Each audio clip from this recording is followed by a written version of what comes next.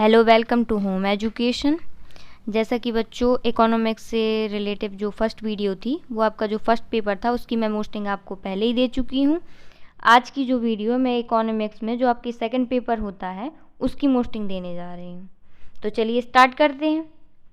तो देखते हैं आपके इसमें कौन कौन से मोस्टिंग हैं। चलिए ओके, तो पहला क्वेश्चन है आपके, देखिए उसमें स्टार भी लगा हुआ है। आप इसको जो मैंने स्टार लगा रखे उनको आप थोड़ा ज़्यादा ध्यान दीजिए।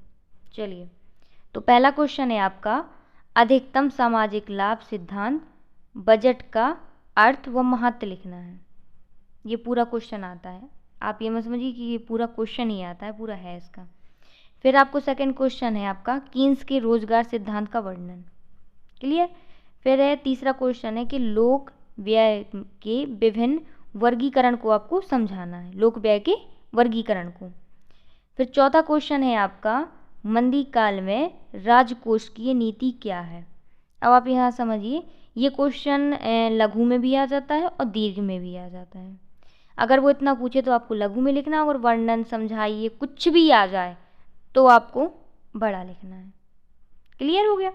चलिए, फिर है पांचवा आपका, देखो इसमें स्टार लगा हुआ है, व्यापार की शर्तें एवं व्यापार क्या है। मतलब ये थोड़ा उल्टा हो गया क्वेश्चन। फिर है आपका, उससे पहले आप लोग एक चीज़ और समझ लीजिए, ये थोड़ा नीचे आ जाइए, यहाँ पे आपको देख लो व्यापार की शर्तें, प्रकार, घटक ये वगैरह दिख रहा होगा। तो जैसे कि मैंने आपको इकोनॉमिक्स के फर्स्ट पेपर में आपको समझाया था, जब उसकी मोस्टिंग दे रही थी कि उसमें बैंक वाला क्वेश्चन मिल रहा था, फिर मुद्रा वाला मिल रहा था, तो मैंने उसमें आपको समझाया था कुछ कॉमन पॉइंट निकाल लीजिए कि उसका टॉपिक पढ़ लीजिए कि आखिर है क्या। ऐसे ही आप इसके व्यापार के बारे में थोड़ा पढ़ लें, इससे आपको क्या होगा कि व्यापार के रिलेटिव में कोई भी क्वेश्चन आएगा तो आप लोगों से क्या होगा, बन जाएगा। क्लियर है। अब ऐसे तो आप कहाँ तक पढ़ेंगे कि व्यापार के ये भी हैं वो भी हैं, तो आप इसका मतलब कहने का ये मतलब है मेरा कि आप कॉमन निकाल लीजिए कि ये चीज़ तो होती ही है इसमें। क्लियर हो गया। मतलब उसको हम आसान कैसे कर सकते हैं अपने लिए, मेरा कहने का ये मतलब है। चलिए, तो मैंने व्यापार के बारे में आप लोगों को बता दिया। चलिए, फिर यहाँ से देखो क्वेश्चन है कि सार्वजनिक ऋण लाभ उसकी विशेषताएं बतानी है। तो किसकी विशेषता, सार्वजनिक ऋण की बतानी है, सार्वजनिक लाभ की बतानी है, और सार्वजनिक की विशेषताएं आपको बतानी है। फिर देखिए, फिर आपको बताना है करारोपण में न्याय का अर्थ एवं करुदेय योग्यता का सिद्धांत का मूल्यांकन आपको बताना है। किसका, करारोपण का और करुदेय का। ठीक है। फिर आपको बताना है आठवीं का रोजगार, रोजगार तथा आर्थिक विकास पर लोक व्ययों के प्रभावों का वर्णन। किसमें, रोजगार में। इकोनॉमिक्स है, इकोनॉमिक का मतलब अर्थव्यवस्था, तो यही सब चीज़ें आपको मिलेंगी। क्लियर है। व्यापार, रोजगार मतलब रिलेटिव, समाज से रिलेटिव आपको इसमें मिलेंगी। चलिए, अब आपका क्या है क्वेश्चन, आगे पढ़िए आप लोग, देखते हैं कौन सा है आपका। तो मैंने व्यापार के बारे में आप लोगों को पहले ही समझा दिया है, फिर भी मैं आपको बता दे रही हूँ। व्यापार की आपको शर्तें देखो उन्होंने फिर पूछे, शर्तों के प्रकार भी पूछ लिए और घटक भी पूछ लिए हैं। फिर है व्यापार संकुचन पूछा है। अब जैसे यहाँ पे व्यापार संकुचन आपको दिख रहा है और भुगतान संतुलन, तो इसमें अंतर पूछ रहा है, लेकिन इसका क्या होता है कभी कभार छोटा छोटा ये भी पूछ लिया जाता है कि इसका किसे कहते हैं, भुगतान संतुलन किसे कहते हैं, या ये पूछ लेगा कि व्यापार संतुलन एवं भुगतान संतुलन का वर्णन कीजिए, अंतर नहीं पूछता तो आप कहेंगे कि अंतर बोला था। तो इस तरीके से भी क्वेश्चन मैंने क्या कहा, घूमता है ये, इसी को वो एग्जामिनर घुमाता है, तो बच्चे कहते हैं फंसा नहीं, यही कारण होता है इसका। क्लियर हो गया। चलिए, अब किस चीज़ का सिद्धांत है अब देखते हैं आगे। ओके, देखो इसमें टिक भी है, स्टार लगा के रखा मैंने, अवसर लागत सिद्धांत, क्योंकि इसमें सिद्धांत थोड़ा ज़्यादा आते हैं तो आप लोग याद रखिए। आलोचनात्मक मूल्यांकन कीजिए। फिर देखो एक इसका बहुत इम्पोर्टेंट है क्वेश्चन, रुकिए, हाँ जी है, देखिए कराघात और करापात में अंतर, ये बिल्कुल आप इसका अंतर बिल्कुल क्लियर याद रखिए। क्लियर है। उसके पहले आप ये रख लीजिए, प्रत्यक्ष व अप्रत्यक्ष कर, लाभ, इसके दोष, आपको सभी इसको बहुत अच्छी तरीके से याद रखना है। फिर एक क्वेश्चन है यहाँ पर, कर से आशय, अर्थ एवं विशेषताएं। ठीक है, और मैंने आपको जैसे कि पहले ही बताया कि आपको सिर्फ एक अक्षर में फोकस रखना होता है। जैसे कोई भी क्वेश्चन है, जैसे अवसर लागत है, यहाँ पे आप यहाँ से दिमाग लगाइए, अवसर लागत सिद्धांत है। अब कुछ भी वो एग्जामिनर आपको घुमा दे, आपको घूमना नहीं, आपको सिर्फ अवसर लागत से ध्यान देना है, बस आप इतना समझते जाइए। कुछ भी पूछे, आपने जो पढ़ा है फिर आप लिख दीजिए बस।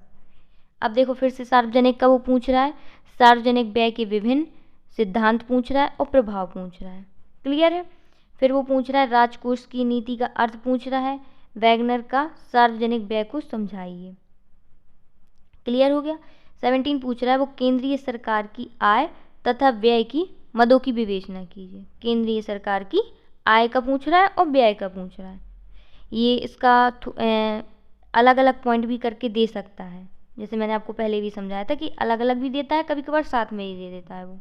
चलिए एक बार आप पूरा देख लीजिए। चलिए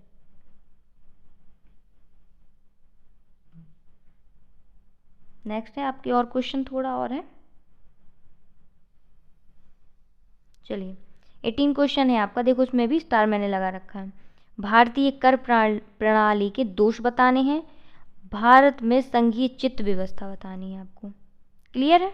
चलिए फिर आपको बताना है तुलनात्मक लागत सिद्धांत बताना है, ये किन लागतों के अंतर्गत लागू होता है। 2 क्वेश्चन है इसके अंतर्गत। क्लियर है। फिर राजस्व का अर्थ बताना है, मतलब परिभाषा। अब देखो ये क्वेश्चन हो सकता है पूरा डिटेल में ना पूछा जाए, सिर्फ अर्थ और परिभाषा पूछ ले। ठीक है, क्षेत्र नहीं, मैंने जैसे कि यहाँ पे निजी वित्त है, भेद अंतर पूछ रहा है वो इन दोनों में, लेकिन वो हो सकता है सिर्फ परिभाषा पूछ ले, तो आप इनकी परिभाषा भी क्लियर रखिए। क्लियर है। चलिए फिर क्या है, लोक ऋण की आवश्यकता, याद रखिए इन दोनों क्वेश्चनों को। लोक ऋण की आवश्यकता तथा शोधन लिखिए इनका। चलिए फिर सामान निरपेक्ष त्याग और सामान अनुपातिक त्याग तथा सामान सीमांत त्याग की अवधारणा, ये बहुत इंपॉर्टेंट क्वेश्चन है, याद रखिए आप लोग। क्लियर है, ये बहुत अच्छे से आपको याद रखना है क्वेश्चन। फिर एक क्वेश्चन कि लोक वित्त तथा निजी वित्त का वर्णन तथा अंतर, तो इनका क्या पूछ लिया जाता है, कभी कभार इन दोनों का वर्णन बस पूछ लेता है या कभी कभार वो अंतर पूछ लेता है, तो आपको वर्णन भी याद रखना पड़ेगा और अंतर भी आप लोग एक बार देख लीजिएगा। चलिए अब आपके अगला क्वेश्चन कौन सा है, अगला क्वेश्चन है आपका राजकोषीय घाटा तथा घाटे की वित्त व्यवस्था की अवधारणाएं आपको लिखनी है। किसकी, राजकोष की और घाटे की वित्त, इसकी आप अलग से थोड़ा डेफिनेशन भी पढ़ लेना। चलिए लास्ट है आपका मोस्ट इंपॉर्टेंट क्वेश्चन है, रोजगार के प्रतिष्ठित सिद्धांत लिखना है। सिद्धांत की जो मान्यताएं हैं वो विशेषताएं, मतलब सिद्धांत की जो उनकी विशेषताएं होंगी और मान्यताएं होंगी वो बताना है आपको। अब इसके बचते हैं आपके लघुत्तरीय प्रश्न, मैंने दीर्घोत्तरीय बता दिए, अब आपको लघुत्तरीय बताने हैं कौन कौन से हैं इंपॉर्टेंट। तो पहला जो क्वेश्चन है वो है पूंजी की सीमांत कुशलता। क्लियर।